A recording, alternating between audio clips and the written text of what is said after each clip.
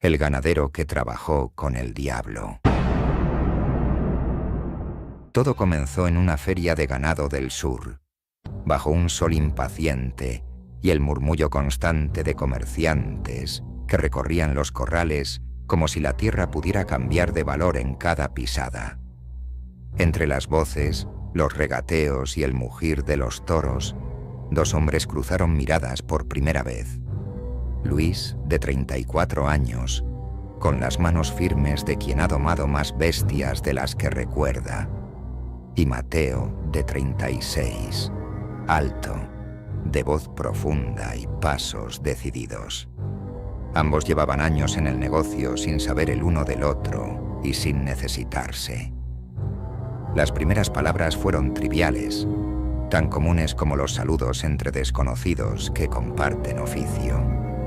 Pero con cada feria se fueron haciendo más frecuentes, más cercanos. Fue en la cuarta o quinta vez que coincidieron cuando Mateo le ofreció un sorbo de su aguardiente y Luis aceptó. Desde ese momento comenzó la sociedad. No tardaron en unir esfuerzos. Viajaban juntos a los ranchos más apartados, montados en sus caballos y acompañados por un perro negro de hocico grisáceo que siempre seguía a Luis. El animal parecía entender el negocio tanto como ellos y nunca se alejaba demasiado. Celebraban cada venta con sus familias.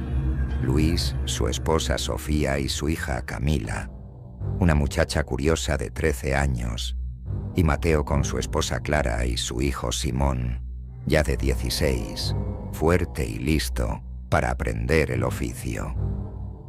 El negocio prosperaba. Las celebraciones se hacían costumbre. Luego de cada trato cerrado, había una noche de risas entre ambas familias, con carne asada, música de cuerda y promesas de que esa vida, por fin, había rendido frutos. Luego, sin falta, Luis y Mateo terminaban en la cantina más cercana, donde el humo de cigarro se mezclaba con anécdotas de vaqueros y carcajadas sin culpa. Pero un día, el curso de su destino se quebró. Estaban en un rancho montañoso, revisando una partida de toros nuevos. Luis conversaba con el capataz, mientras Mateo inspeccionaba uno de los animales más grandes. El animal, inquieto, bufó con fuerza, embistió la cerca y escapó del corral, levantando una nube de polvo. «Maldito sea, se soltó», gritó Luis, echando mano a la cuerda. Pero Mateo ya montaba a su caballo. Con una sonrisa que parecía más orgullo que preocupación, gritó: «Lo traigo de vuelta, no te preocupes». Luis apenas tuvo tiempo de gritarle: «Mateo, no. Esa tierra está suelta y la lluvia de ayer no ayudó». Pero Mateo ya estaba galopando, con la velocidad de quien no conoce el miedo ni el peso del barro húmedo. El caballo resbaló justo al borde de una colina, soltando un relincho que partió el aire. Mateo salió volando, golpeando el suelo con una pierna que crujió de forma seca. El toro escapó monte arriba sin mirar atrás. Luis corrió, tropezando entre las ramas hasta encontrarlo. Lo levantó como pudo. Lo cargó sobre el lomo del caballo. Mateo no gritó. Apretó los dientes y dijo, con voz rasposa: «No te culpes. Así es este trabajo». Los médicos confirmaron que la recuperación tardaría varios meses. Cuando Mateo ya estuvo en casa, Luis fue a ver cómo estaba, y con frustración en el rostro, Mateo le dijo: «Tú sigue, Luis. No puedes parar ahora. Tu familia necesita lo que construimos. Yo me las arreglo con Simón en el campo». Luis quiso replicar, pero Mateo ya se había dado la vuelta, apoyado en una muleta improvisada. Mateo se vio obligado a quedarse en casa, apoyándose en muletas, ayudando con las labores del campo como podía. Luis, por su parte, volvió a trabajar solo, acompañado únicamente por su perro. Los días se hicieron largos y solitarios. No era lo mismo sin la voz de Mateo al lado, sin los silencios compartidos de dos hombres que sabían lo que valía el ganado y lo que costaba cada viaje. Pero el deber apremiaba. Camila necesitaba zapatos nuevos. Sofía tenía cuentas pendientes con la tienda del pueblo. Luis no podía detenerse. Fue a un rancho apartado, al norte del valle, donde estaba por cerrar un trato con un viejo ganadero de mirada desconfiada, cuando escuchó un relincho agudo. Un caballo apareció del otro lado del potrero, con un jinete que no se parecía a nadie de por allí. Vestía como cualquier otro vaquero, chaqueta de cuero, sombrero caído sobre los ojos y una barba prolija que parecía desentonar con el polvo del camino. Pero lo que lo diferenciaba no era su aspecto, era su presencia. Había algo en él que hacía callar a los pájaros, algo que hacía que el aire se volviera más denso. Se presentó como Elías, dijo que también negociaba toros. Lo hizo con voz serena, pero firme. Y cuando tomó la cuerda para probar un animal, lo lazó con tal precisión y fuerza que incluso el dueño del rancho entrecerró los ojos con desconfianza. Luis lo miró fascinado. Había conocido buenos ganaderos, pero ninguno como él. Esa misma tarde, Elías se le acercó. Le habló sin rodeos. «Te he visto trabajar. Eres bueno, pero podrías ser mejor». Luis tardó en responder. Lo miró de frente. Elías no bajó la vista. «Estoy solo. Si quieres, trabajamos juntos». Elías sonrió, como si hubiera estado esperando esa respuesta desde mucho antes. Desde entonces, los viajes fueron más rentables. Elías conocía ranchos que Luis jamás había pisado. Sabía leer el comportamiento del ganado como si los toros le hablaran. Nunca fallaba un trato, nunca se enojaba, nunca se equivocaba. Las ganancias crecían semana tras semana. Luis comenzó a comprar más tierras. Su nombre se hizo conocido en ferias, donde antes pasaba desapercibido.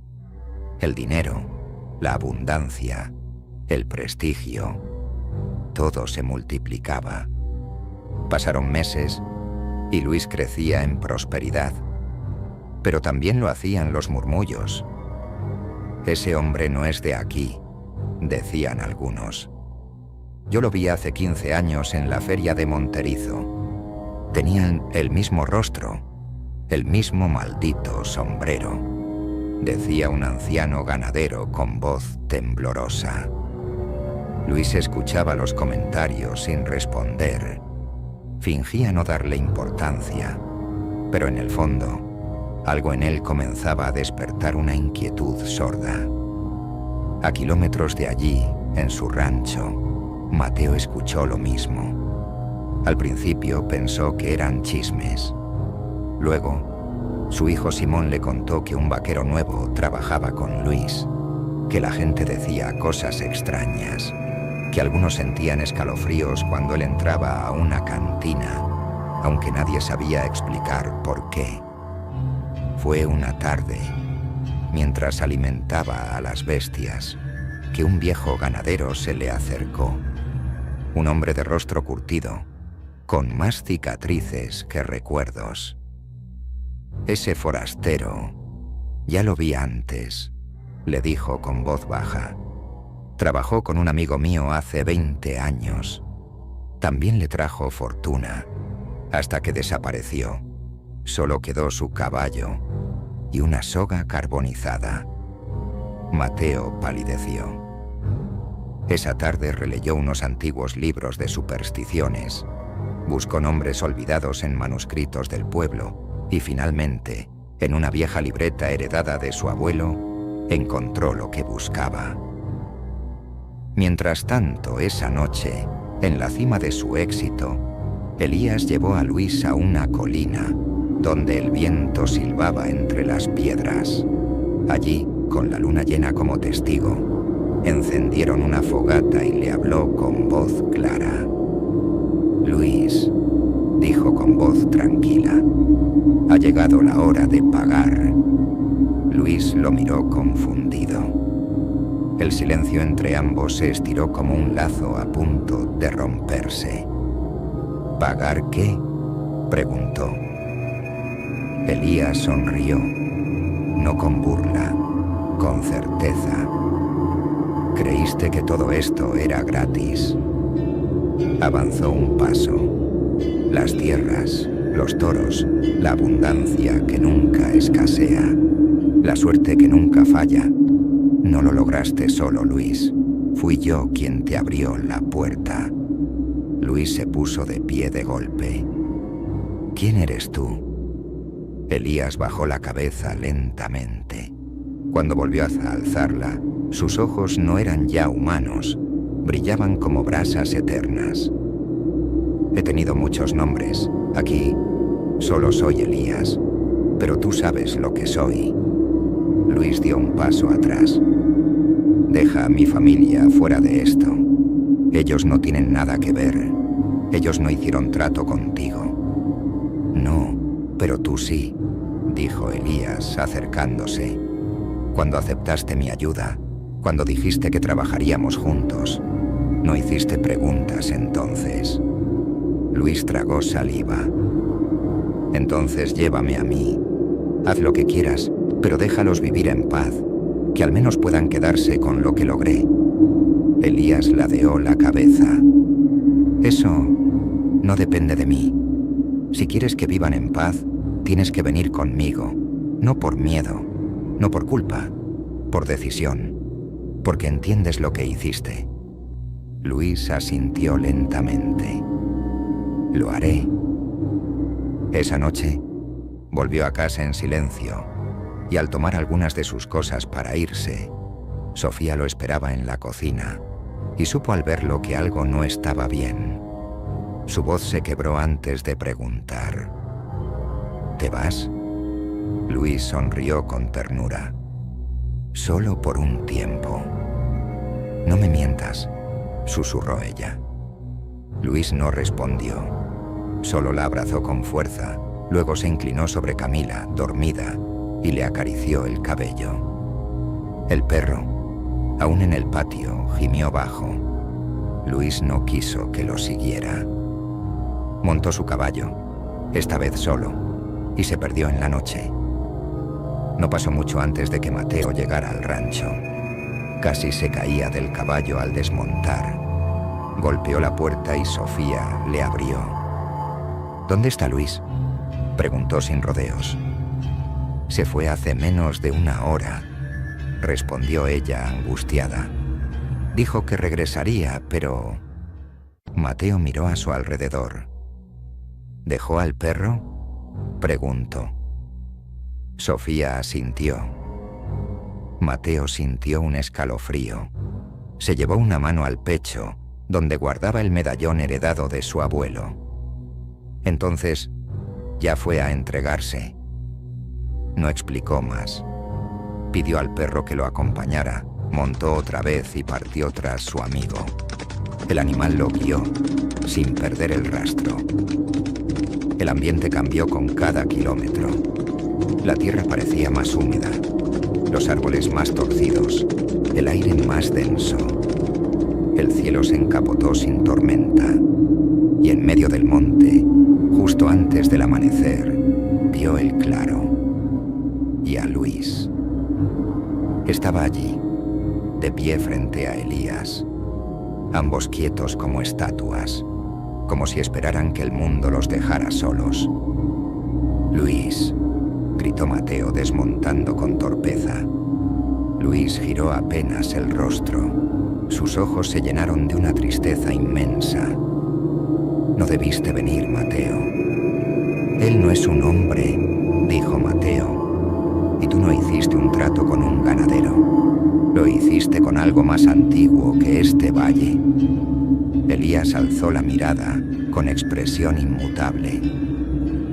«Estás interrumpiendo un pacto sellado», dijo. «Tú vives de eso», dijo Mateo, sacando el medallón del abrigo. «Del silencio, de la ignorancia. Pero yo leí sobre ti en las crónicas antiguas del rancho Garibay, en las notas del padre Vilches, en los relatos del Monte Quebrado». Elías frunció los labios por primera vez. No todos los hombres son tan leales. Luis lo miró. «¿Qué pasa si digo que no?», preguntó con voz apenas audible. «Te quedarás con lo ganado, pero pagarás con lo que más amas». Luis respiró hondo. Y entonces comprendió. Todo ese tiempo no había sido tentado con dinero ni tierras. Había sido puesto a prueba. Elías no daba, mostraba. «Entonces no, renuncio a todo», dijo Luis. El forastero dio un paso hacia él, pero Mateo se interpuso, medallón en alto. El viento giró en espiral. El perro ladró como nunca. Elías alzó la mano, pero ya no tenía fuerza. Su forma se desdibujó. Su cuerpo se descompuso en sombras, polvo, ceniza, y desapareció. Luis cayó de rodillas. Mateo lo sostuvo. «Volvamos», dijo, «antes de que el amanecer se lo lleve todo». Días después, Luis vendió parte de sus terrenos.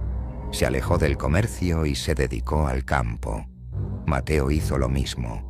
Volvieron a sus familias, sin gloria ni aplausos, pero con algo más valioso: paz. Nunca más se supo del forastero, pero algunos dicen que en ferias de otros pueblos hay veces que aparece un hombre silencioso, con chaqueta de cuero, sombrero caído y ojos que parecen brasas eternas, y que siempre ofrece prosperidad a quienes se atreven a trabajar con él. Si quieres ver más contenido como este, suscríbete y activa la campanita de notificaciones. No te pierdas el próximo video.